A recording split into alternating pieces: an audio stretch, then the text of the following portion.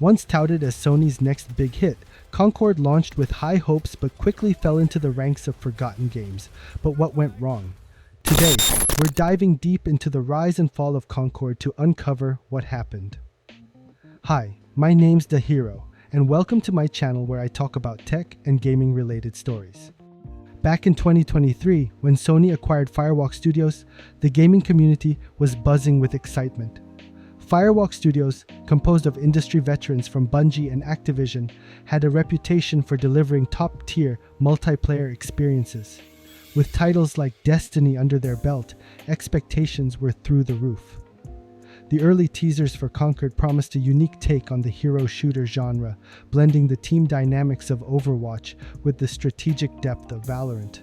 Sony's involvement only added to the anticipation, as many believed this would be the PlayStation 5's flagship multiplayer title.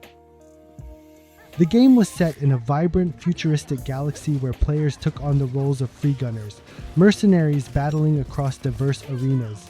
The aesthetic drew comparisons to games like Marvel's Guardians of the Galaxy, and the gameplay was said to combine fast-paced action with tactical depth. It all sounded promising, but as we would soon find out, hype doesn't always translate to success.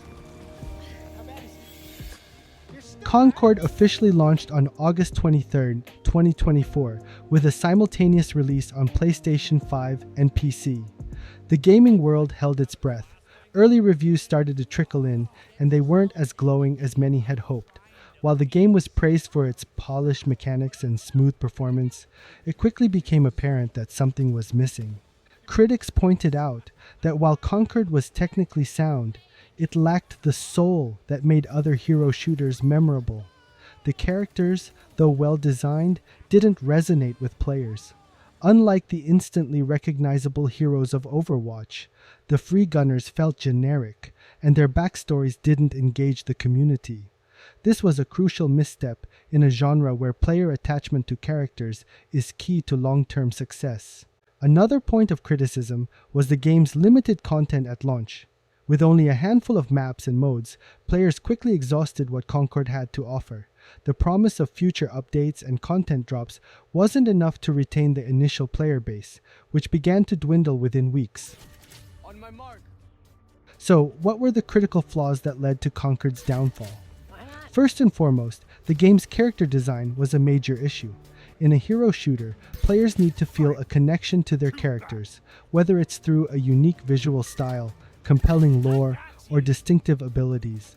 Unfortunately, Concord's free gunners were seen as bland and unmemorable, especially when compared to the charismatic heroes of Overwatch or the stylized agents of Valorant. Another significant flaw was the game's pricing strategy.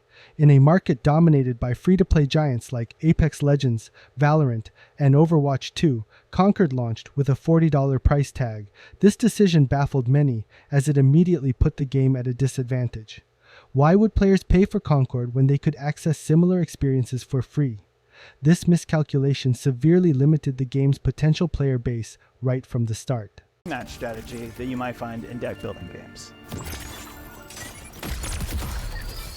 We're taking a different approach to character selection and role definition. We wanted to build a game. Moreover, the game's marketing didn't do it any favors. Sony chose to market Concord primarily to its existing PlayStation audience, but without a significant push to attract new players, the game struggled to gain traction. The launch window didn't help either, as Concord was overshadowed by high-profile releases like Black Myth, Wukong, and Valve's Deadlock, which dominated the conversation and left Concord in the dust. The marketing for Concord is perhaps one of the most glaring examples of where things went wrong. Unlike other major releases, Concord didn't benefit from a significant marketing blitz. There were no major ad campaigns, influencer partnerships, or viral social media pushes. In contrast, games like Black Myth, Wukong dominated the headlines and social media feeds, drawing all the attention away from Concord. Without a strong marketing presence, Concord failed to create the kind of buzz that's essential for a live service game's success. Live service games rely heavily on a large and active player base, and without widespread awareness and excitement, Concord couldn't sustain the numbers needed to thrive. Within just a few weeks of its release, Concord's player base began to plummet.